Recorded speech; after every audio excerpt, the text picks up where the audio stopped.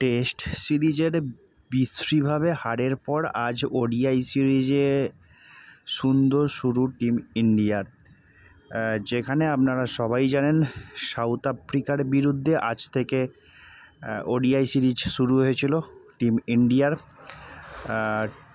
Test series কিন্তু খুব বিশ্রীভাবে হেরে গিয়েছিল টিম ইন্ডিয়া। তো আজকে ওডিআই সিরিজের প্রথম ম্যাচে প্রায় সকল ক্রিকেট ভক্তরই নজর ছিল এই ম্যাচের ওপর, কারণ ভারতের ক্রিকেট প্রেমীদের সবথেকে পছন্দের দুই প্লেয়ার রোকো জুটি, মানে রোহিত শর্মা, বিরাট কোহলি আজকে কামব্যাক ম্যাচ ছিল। অনেক দিন পর মাঠে তাদের দেখা গেল এবং শুধু তাদের দেখাই গেল না, তাদের রাজার হালে দেখা গেল। মূলত তাদের গড়ে দেওয়া ভিতের ওপরেই কিন্তু রাজত্ব চালালো হর্ষিত রানা এবং কুলদীপ যাদব, এবং তারপরে কিন্তু টান উত্তেজনার ম্যাচে অবশেষে জয় টিম ইন্ডিয়ার।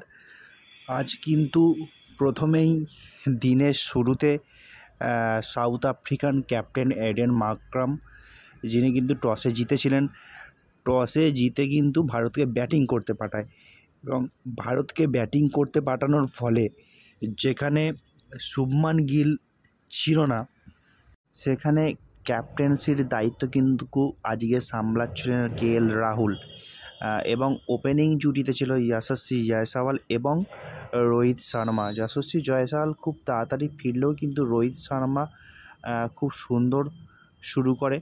রোহিত শর্মা কিন্তু 57 রান, মূল্যবান 57 রান করে এবং খুব বড় একটা পার্টনারশিপ তৈরি করে বিরাট কোহলির সাথে।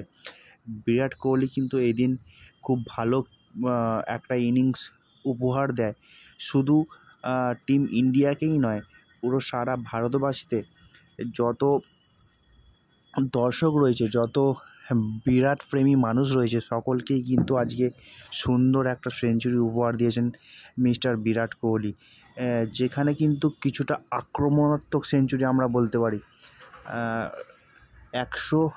135টি মূল্যবান রান আজকে কিন্তু বিরাট কোহলি করেছে, যেখানে কিন্তু তার ক্যারিয়ারের ওডিআই ক্যারিয়ারে 52তম শতরান কিন্তু আজকে তুলে নিল মিস্টার বিরাট কোহলি রাঁচির মাঠে, যেখানে মহেন্দ্র সিংয়ের ঘরের মাঠ, মহেন্দ্র সিং ধোনির ঘরের মাঠ। সেই মহেন্দ্র সিং ধোনির ঘরের মাঠে কিন্তু কার্যত রাজত্ব চালালো বিরাট কোহলি, একার হাতেই সামলালো সাউথ আফ্রিকান বোলারদের।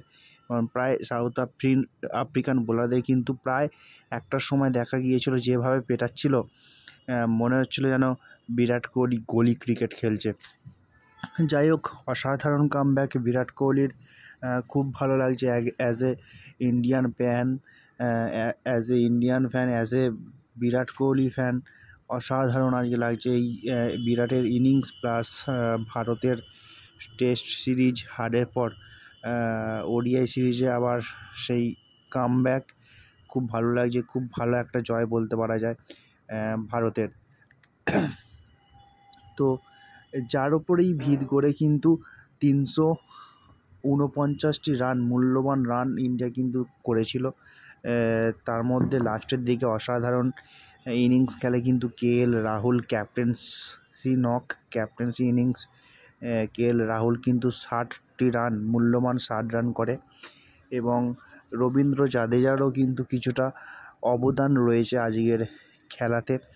রবীন্দ্র জাদেজাও বেশ কয়েকটি মূল্যবান রান করেন, যার ফলে কিন্তু ভারতের রান দাঁড়ায় 349-এ, এবং টার্গেট সাউথ আফ্রিকার জন্য টার্গেট হয় 350। বিশাল রান, 350 রান কিন্তু ওডিআই ক্রিকেটে অনেকটাই রান।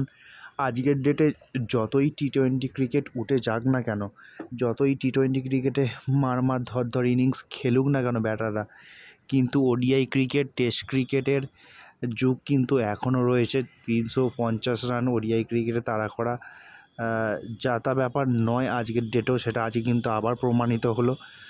অবশ্যই সাউথ আফ্রিকান ব্যাটাররা বলুন, সাউথ আফ্রিকান প্লেয়াররা বলুন, অনেকটাই চেষ্টা করেছিল, প্রায় কাছে চলে গিয়েছিল লক্ষ্যমাত্রার কাছে, তা সেই লক্ষ্যমাত্রা পূরণ করতে পারেনি ঠিকই, আখেরে কিন্তু জয় ভারতেরই হয়েছে, তাহলেও কিন্তু টার্গেটটা বেশ বড়ই ছিল।